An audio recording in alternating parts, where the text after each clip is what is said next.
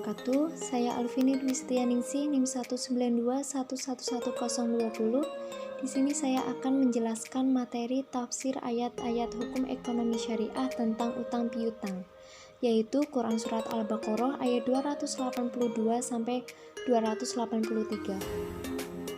Ayat yang pertama, Quran Surat Al-Baqarah ayat 282, bahwasannya ayat ini menjelaskan aturan terlengkap dalam menata sistem ekonomi masyarakat muslim.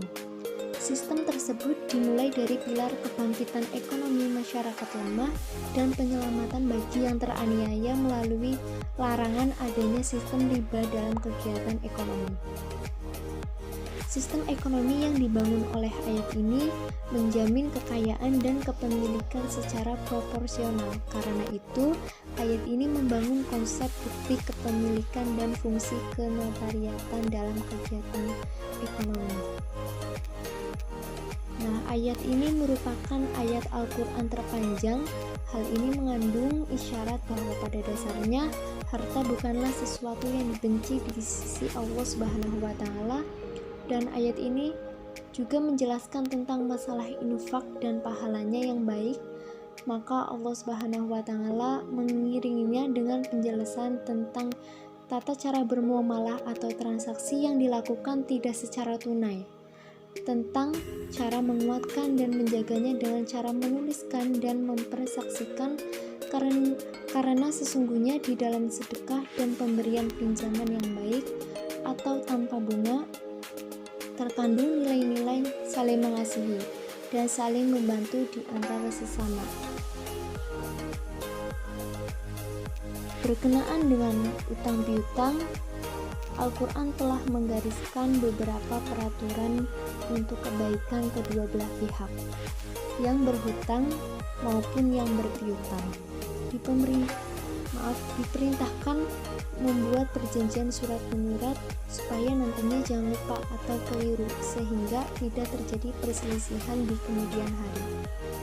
Dari kata dain yang artinya hutang, terdapat antara dua orang yang hendak berjual beli karena yang seseorang meminta supaya dia tidak membayar tunai, melainkan dengan hutang. Muamalah seperti ini dibolehkan syarat dengan syarat ditangguhkannya pembayaran itu sampai tempo yang ditentukan. Tidak sah menangguhkan pembayaran itu dengan tidak jelas tempo pembayarannya. Seperti seseorang berkata, "Akan saya bayar hutang saya nanti kepadamu apabila saya telah mendapatkan uang pembayarannya." Sama halnya kalau dia berkata, "Apabila telah datang musim menuai nanti," dan sebagainya. Nah, demikian juga apabila seorang berkata, "Bayarlah nanti utangmu bila engkau telah mendapatkan uang atau menerima upah," dan sebagainya. Kemudian ada kalimat, "Dan hendaklah menuliskan seorang juru tulis di antaramu." Nah, menurut keterangan sebagian ulama, wajib memperkenalkannya itu hanya jika tidak ada orang lain yang pandai menuliskannya. Menurut jumhur ulama, perintah itu hanya perintah sunnah, bukan perintah wajib. Selanjutnya, ayat itu menjelaskan bahwa orang yang berhutang sendiri hendaklah mengucapkan hutangnya dan tempo pembayarannya dengan cara imlak atau didektekan. Maka barulah juru tulis itu menuliskan apa yang telah diimlakannya itu dengan tidak merusak sedikit pun dari perjanjian dan jumlah utang yang telah dikatakannya.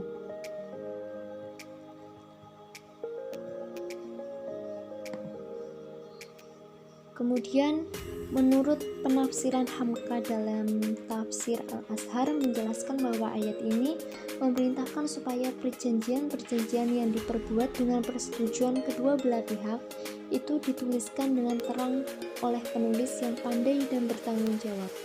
Dan inilah kita uraikan bunyi ayat satu demi satu. "Wahai orang-orang yang beriman, apabila kamu mengadakan suatu perikatan hutang piutang buat dipenuhi di suatu masa tertentu, maka tuliskanlah dia." Nah, perhatikanlah tujuan ayat, yaitu kepada sekalian orang yang beriman kepada Allah. supaya hutang piutang ditulis, itulah dia yang berbuat sesuatu pekerjaan. Karena perintah Allah Subhanahu wa taala dilaksanakan. Sebab itu tidaklah layak karena berbaik hati kedua belah pihak lalu berkata tidak perlu dituliskan karena kita sudah mempercayai. Kemudian dalam penafsiran Muhammad Quraisy Shihab, tafsir Al-Misbah menjelaskan bahwa inilah ayat yang terpanjang dalam Al-Quran yang telah dijelaskan tadi dan dikenal para ulama dengan nama ayat Al-Mudayanah atau ayat hutang piutang. Ayat ini antara lain berbicara tentang anjuran atau menurut sebagian ulama kewajiban menulis hutang piutang dan mempersaksikannya di hadapan pihak ketiga yang dipercaya, sambil menekankan perlunya menulis hutang walau sedikit disertai dengan jumlah dan ketetapan waktunya. Kemudian ayat Quran surat Al-Baqarah ayat 283 yang artinya, dan jika kamu dalam perjalanan sedang kamu tidak mendapatkan seorang penulis, maka hendaklah ada barang jaminan yang dipegang. Tetapi jika sebagian kamu mempercayai sebagian yang lain, hendaklah yang dipercayai itu menunaikan amanahnya atau utangnya, dan hendaklah dia bertakwa kepada Allah, dan janganlah kamu membunyikannya kesaksian, karena barang siapa menyembunyikannya sungguh hatinya kotor. Allah Maha mengetahui apa yang kamu kerjakan. Manakala surah Al-Baqarah ayat 283 pun menceritakan tentang orang yang sedang dalam perjalanan, maka biasanya hal itu tidak mungkin dilakukan. Oleh karena itu di dalam ayat ini Allah mensyariatkan sebuah hukum yang sesuai dengan kondisi tersebut, yaitu barang jaminan. Di samping itu, jika memang akad atau transaksi tersebut tidak dikuatkan dengan barang jaminan atau dengan membuat surat tanda bukti, maka transaksi tersebut juga boleh dilaksanakan atas dasar amanah atau dasar saling percaya. Quran surah Al-Baqarah ayat 283 ini membangun konsep rahan atau gadai atau juga jaminan dalam setiap transaksi yang tidak tunai, baik dalam hutang piutang ataupun jual beli dan sebagainya. Konsep ini merupakan bagian dari sistem jaminan terhadap kekayaan, meski dalam ayat ini merupakan pilihan bila tidak menemukan notaris, tetapi transaksi tersebut harus disaksikan.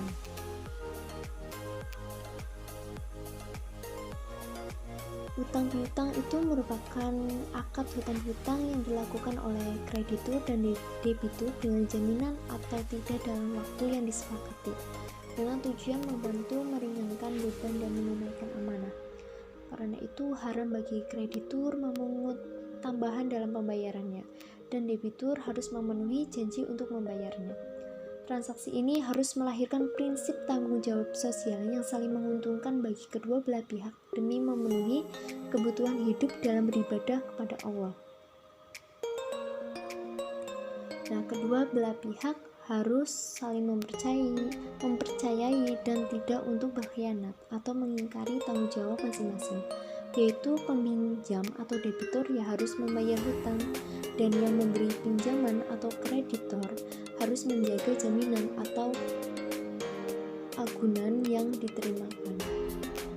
Penerima utang sebaiknya bersikap berterima kasih kepada pemberi utang sebagai tanggung jawab sosial dan moralnya.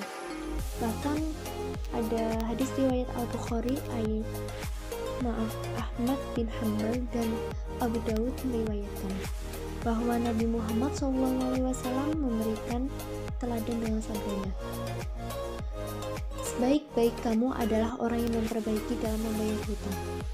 Kemudian ada pula hadis riwayat Al-Bukhari Muslim juga meriwayatkan bahwa Jabir bin Abdullah pernah memberi hutang kepada Nabi Muhammad SAW dan ketika membayarnya Nabi melebihkannya. Nah, 3 macam bentuk hutang piutang yang dibenarkannya antara lain. Yang pertama, hutang piutang dengan menggunakan bukti-bukti tertulis dan saksi. Yang kedua, hutang piutang dengan barang jaminan. Yang ketiga, hutang piutang atas dasar saling mempercayai. Mungkin itu saja yang bisa saya jelaskan dari Quran Surat Al-Baqarah ayat 282 sampai 283 tentang utang piutang. Sekian, wassalamualaikum warahmatullahi wabarakatuh.